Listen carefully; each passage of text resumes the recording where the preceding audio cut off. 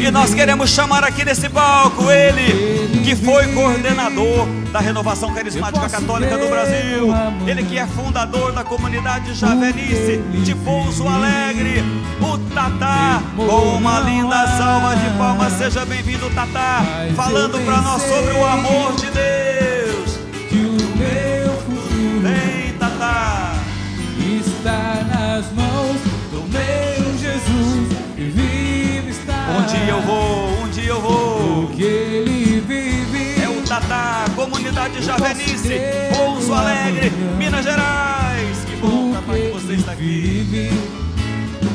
Temor não há, Mas eu bem sei que o meu futuro está nas mãos do meu Jesus, está nas mãos do meu Jesus, está nas mãos do meu Jesus, e vive está. Estendendo a mão direita para o Tatá, vamos invocar o Espírito Santo sobre ele, para que ele seja agora a voz do Espírito Santo a falar conosco. Cantemos, irmãos, com as mãos estendidas. Vem, Espírito Santo, sobre o Tatá. Vem, Espírito Santo.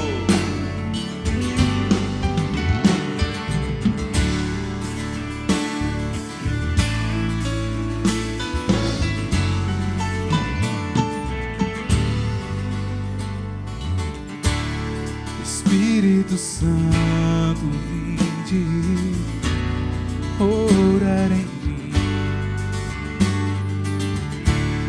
Espírito Santo, vinde orar em mim.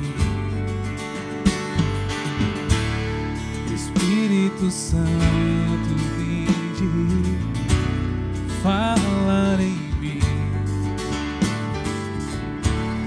Espírito Santo, vinde falar em mim, vinde curar, vinde libertar nossos corações de toda opressão, vinde transformar, vem incendiar, traz fogo do céu nesse lugar. Incendeia minha alma, incendeia minha alma, incendeia minha alma, Senhor. Incendeia minha alma, incendeia minha alma, incendeia minha alma, Senhor.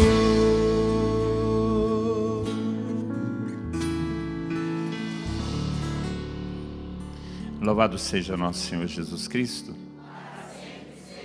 Vamos sentar.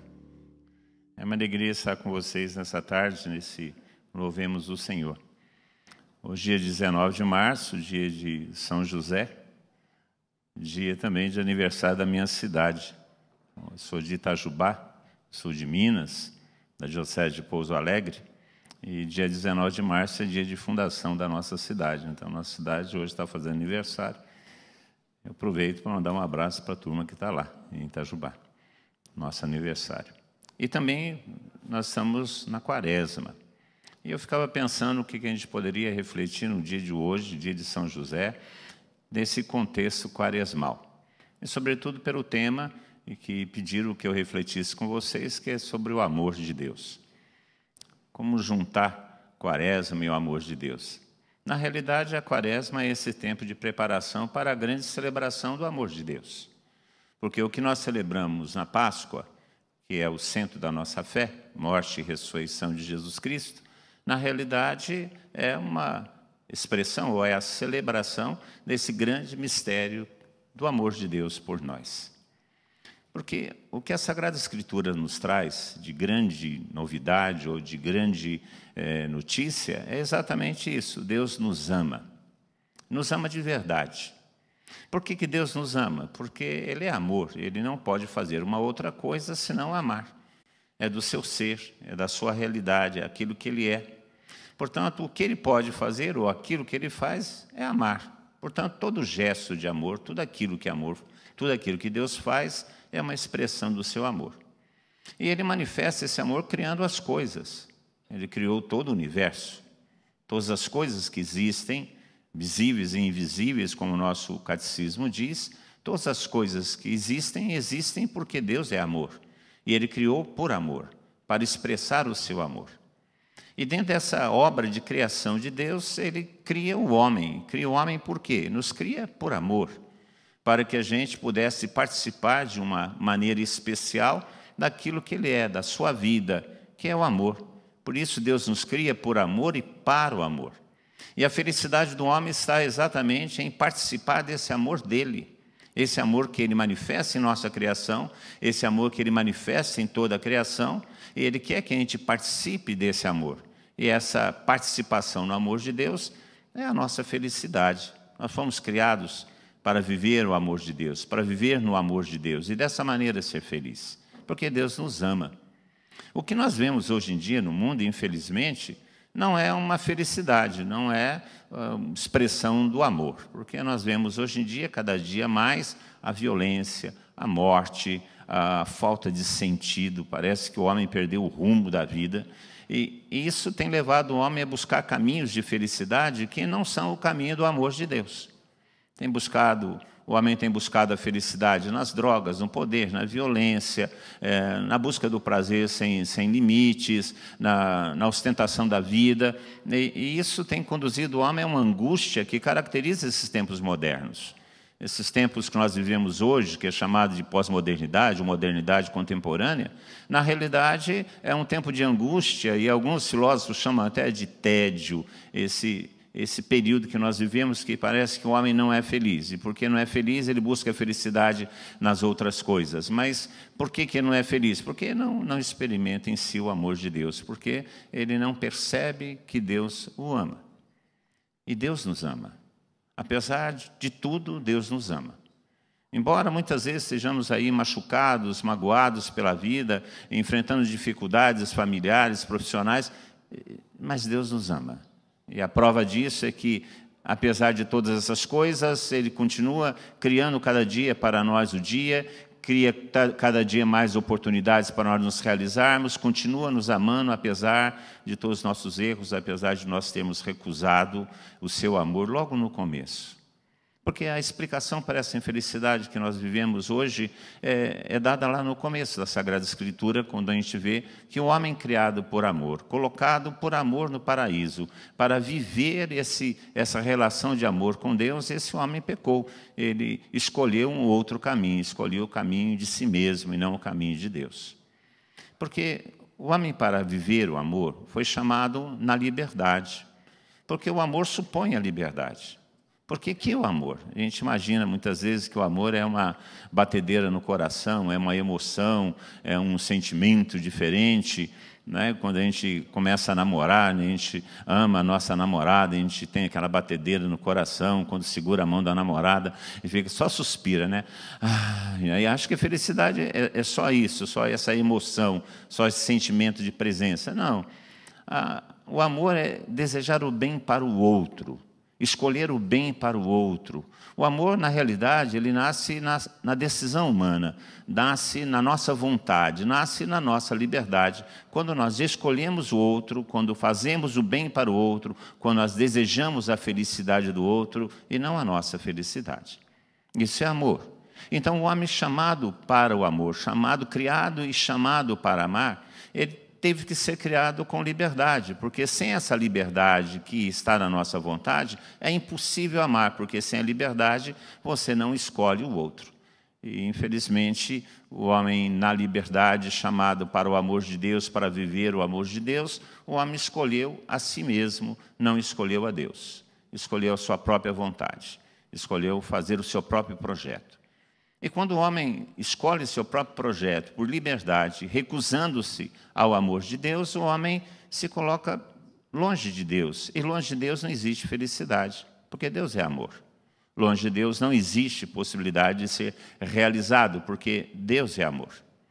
E assim, o homem saiu do paraíso. Quando a gente lê na Sagrada Escritura que o homem saiu do paraíso, a gente imagina que Deus o expulsou. Não, Deus não expulsou, porque Deus nos ama, Deus nos quer felizes. E o homem é que se ausentou da presença de Deus. O homem é que não quis ficar na presença de Deus, porque não quis dar essa resposta de amor que Deus pediu a ele, para a sua própria felicidade.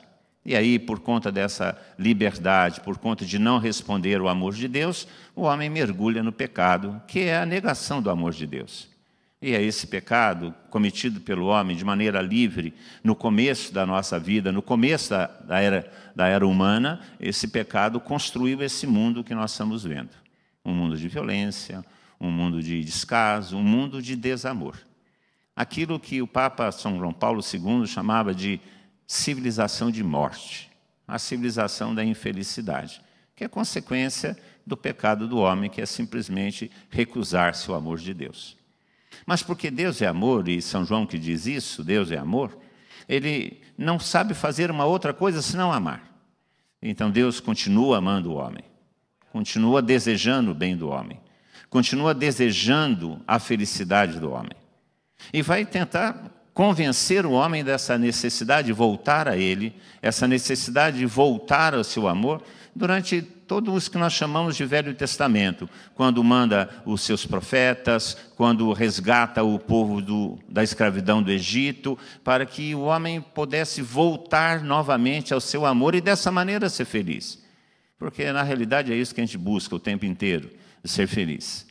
O Deus vai tentando, vai convencendo, vai manifestando ao homem o seu amor, até que, nos tempos, na plenitude dos tempos, ele envia o seu Filho.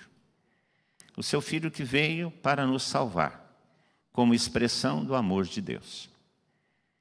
Porque lá no começo do Evangelho de João, no capítulo 3, nós encontramos o versículo 18, nós encontramos exatamente isso.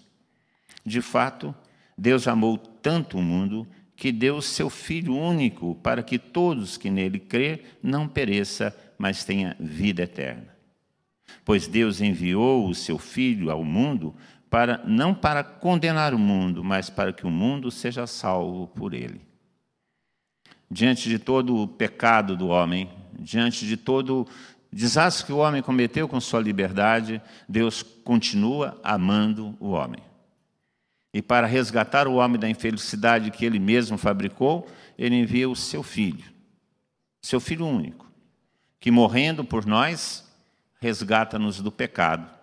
Nos dá uma via de novo para o relacionamento com Deus, que é a nossa felicidade. Deus amou tanto o mundo, que podendo condenar o mundo por causa do seu pecado, por amor, não quis condenar o mundo. Pelo contrário, buscou salvar o mundo com o seu Filho único, que assumiu a nossa natureza humana, assumiu tudo aquilo que é do homem. Ele, não sendo pecador, ele não cometendo pecado, ele pagou, ele próprio, o preço do nosso pecado, morrendo na cruz. E por que isso? Porque Deus nos ama. Parece um contrassenso, uma coisa estranha. Precisava que o Filho de Deus sofresse para que nós pudéssemos ser resgatados do nosso próprio pecado. Mas isso é próprio do amor. O amor é aquele que suporta, é aquele que assume, é aquele que deseja, acima de tudo, o bem daquele que ele ama. E como Deus nos criou para o amor, e Deus nos criou por amor, e esse amor nos dá felicidade, havia necessidade, sim, que esse caminho do amor fosse refeito. E somente com o Filho de Deus esse caminho do amor poderia ser refeito. Então ele vem, assume a nossa natureza, assume as consequências dos nossos pecados, não sendo pecador, morre por causa dos nossos pecados e ressuscitando nos dá a vida nova. Essa vida que é o amor de Deus em nós, que é o amor de Deus derramado novamente em nosso coração, para que a gente pudesse viver essa vida em plenitude, que é a vida do amor de Deus em nós. É isso que nós celebramos na Páscoa. Nós celebramos na Páscoa esse mistério do amor de Deus. Celebramos na Páscoa essa retomada do amor de Deus em nosso coração. Porque Jesus Cristo, morto e ressuscitado, sobe aos céus e da direita de Deus, Pai Todo-Poderoso, derrama o amor dele, derrama o amor que procede do Pai e do Filho, derrama o Espírito Santo para morar em nosso coração. E dessa maneira, aquele amor que nós recusamos em Adão e Eva, aquele amor que nós nos fechamos em Adão e Eva, esse amor vem de novo morar em nosso coração. E esse amor morando em nosso coração nos faz felizes. O Espírito Santo, que nos é dado no dia de Pentecostes, realiza definitivamente essa obra de redenção, essa obra de salvação, que é a retomada do amor de Deus, que é o retorno ao amor de Deus. Ao ser derramado em nosso coração o amor de Deus, nos faz participar de novo do amor de Deus como no começo. E isso que significa a nossa salvação.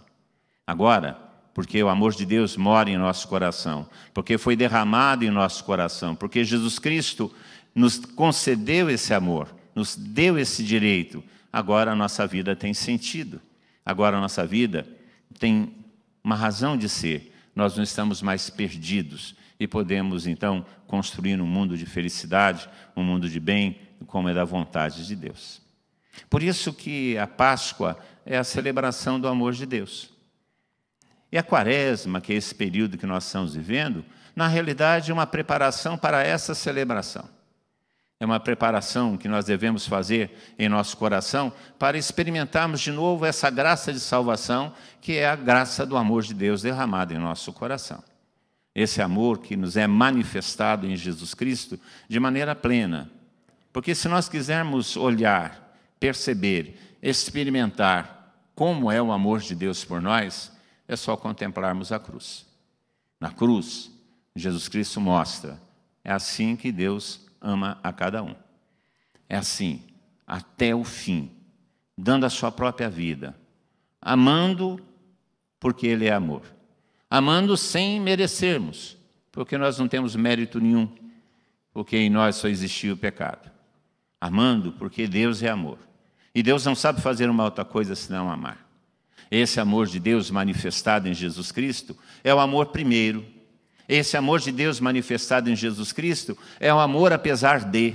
Esse amor de Deus manifestado em Jesus Cristo é um amor até o fim, até as últimas consequências. Esse amor de Deus manifestado em Jesus Cristo é o amor que Deus dá a sua própria vida para que a gente experimente essa salvação. Esse amor manifestado em Jesus Cristo é o amor que Deus nos chama a ter uns pelos outros. É o amor que Deus quer que a gente tenha um pelos outros. Porque assim nós manifestaremos ao mundo que Deus nos ama e essa é a raiz de nossa felicidade. Por isso a Quaresma é um tempo importante de preparação. É um tempo importante para nós meditarmos, refletirmos, abrirmos o nosso coração a esse mistério que vamos celebrar de maneira extraordinária no dia da Páscoa, o mistério do amor de Deus. Deus nos ama, a Sagrada Escritura diz isso o tempo inteiro. E nós vamos celebrar isso ao final desse período quaresmal, a celebração do amor de Deus. Por isso esse período da Quaresma é o período que nós somos chamados a duas atitudes fundamentais, para que a gente possa, lá naquele dia que nós celebramos o núcleo de nossa fé, paixão, morte e ressurreição de Jesus Cristo, para lá naquele dia celebrarmos de maneira mais profunda e mais proveitosa para nós o mistério do amor de Deus. São duas atitudes que essa Quaresma nos chama. A primeira atitude é a atitude da penitência, que significa refletir sobre a nossa vida e observar em nossa vida quantas vezes nós não respondemos a esse amor que Deus tem por nós. Porque nós vamos manifestar o amor de Deus, o amor que Deus tem por nós, na medida que nós nos amarmos uns aos outros. Porque esse é o grande mandamento de Jesus Cristo. Eu vos dou um novo mandamento, amai-vos uns aos outros. E nós temos que nos penitenciar, fazer um exame de consciência e perceber como nós somos falhos, como nós não amamos uns aos outros como nós deveríamos amar. Não como Jesus Cristo nos ama. Porque a gente ama muitas vezes com uma certa preferência. A gente prefere amar aqueles que nos são simpáticos, aqueles que nos fazem algum bem, aqueles que nos são agradáveis, enquanto o amor é desejar e fazer o bem a qualquer um, inclusive para os nossos inimigos, inclusive para aqueles que nos ofendem. Então é necessário que a gente, durante a quaresma, façamos um exame de consciência de quantas vezes nós não amamos assim. Quantas vezes nós nos fechamos ao amor, ao amar o outro, a desejar o bem para o outro. Muitas vezes moramos em casas e não conhecemos nossos vizinhos. Moramos em apartamentos e não sabemos quem mora do nosso lado. Mal cumprimentamos no estacionamento, vamos à Sagrada Eucaristia e saímos da missa sem conhecer quem sentou do nosso lado durante a missa. E não sabemos se ele precisa de alguma coisa ou não, se há necessidade na vida dele ou não. Nós somos individualistas, fechados em nós mesmos, em nossas necessidades. Por isso a quaresma é um tempo de penitência, um tempo de exame de consciência e perceber como nós somos falhos em relação ao amor. Como nós somos falhos em relação a esse amor que Deus tem por nós de uma maneira incondicional. Porque Deus nos ama. Ele não pergunta se nós somos bonitos ou feios. Ele não pergunta se nós temos bens ou não. Ele não pergunta se nós somos desse ou daquele time. Deus nos ama. E nós devemos nos amar assim. A quaresma é um tempo de penitência, de revermos a nossa vida de amor. E uma outra atitude que a quaresma nos chama é a atitude de conversão. Uma vez que nós reconhecemos a necessidade de amarmos verdadeiramente uns aos outros, porque Deus nos ama, a necessidade de nós nos convertermos desse modo de vida. A mudança de nossa vida. A conversão não é simplesmente uma mudança de comportamento. A conversão é uma mudança de mentalidade. E eu penso que essa é a grande dificuldade que nós temos em relação ao Evangelho de Jesus Cristo. Jesus Cristo começa a pregação do seu Evangelho falando que nós devemos nos converter. Convertei-vos, pois aproximou-se o reino dos céus. É assim que ele começa o seu ministério de pregação. Esse Evangelho que exige de nós uma mudança de mentalidade, que exige de nós pensarmos de maneira diferente, pensarmos da maneira com que Jesus Cristo pensa, e não na maneira como o homem pensa, como a sociedade pensa. E essa é a grande dificuldade nossa. Porque nós vivemos hoje em dia num mundo onde a comunicação é muito bem feita e feita de maneira massiva. E os valores que não são valores cristãos são nos propostos dia a dia.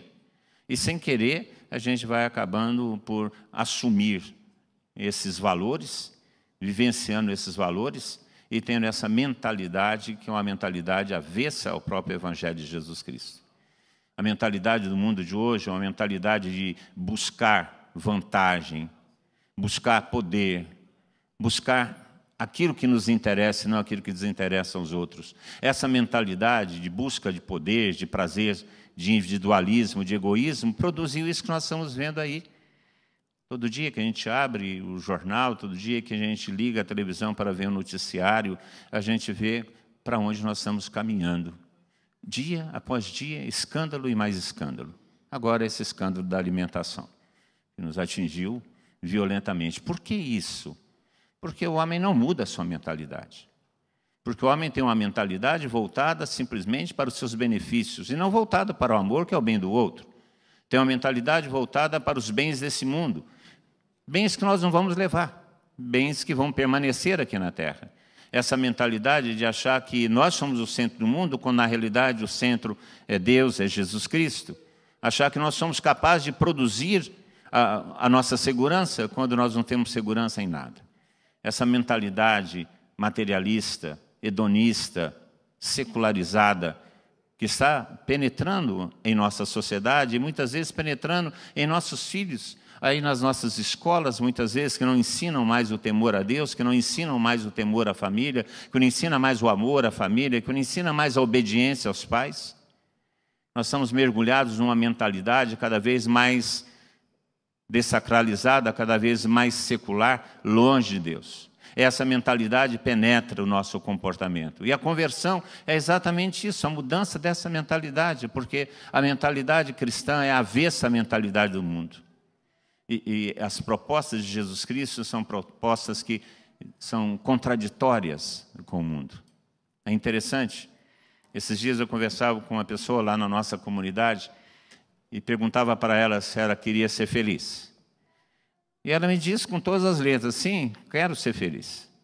E eu falei para ela: você quer uma fórmula, quer uma receita de como ser feliz? E ela falou para mim assim: eu gostaria que você me desse essa receita. Eu falei: uma receita infalível. Uma receita que você aplicar, você vai ser feliz. E ela falou assim: então me dê essa receita. Eu falei assim: o primeiro ingrediente dessa receita é: seja pobre, porque bem-aventurados os pobres. O segundo elemento dessa receita é: perdoe seus inimigos, porque bem-aventurados os misericordiosos. A terceira receita é: procure a paz, porque bem-aventurados serão os pacíficos. Mas isso é completamente diferente do que o mundo propõe. Ora, para chegarmos a essa felicidade, há necessidade, então, de mudança de nossa mentalidade. Há necessidade de uma conversão de nossa mentalidade. Porque assim nós vamos adquirir os valores de Jesus Cristo, vamos adquirir os valores daquele que morreu por amor, aquele que manifestou em sua vida o amor que Deus tem por nós. Mudando a nossa maneira de pensar e adquirindo a maneira de pensar de Jesus Cristo, nós estaremos próximos do amor de Deus. Estaremos experimentando em nossa vida o amor que Deus tem por nós. Por isso a Quaresma é esse tempo de exame de consciência e de conversão de nossa vida, para que a gente celebre esse mistério, o mistério do amor de Deus, o amor que Deus tem por nós, o amor que Deus tem por nós que é indescritível, um amor imenso, um amor que é capaz de dar o seu próprio Filho para que a gente pudesse voltar novamente à condição de amizade, à condição de paraíso, à condição de estar na intimidade com Deus e dessa maneira ser feliz. Esse amor de Deus nos é dado.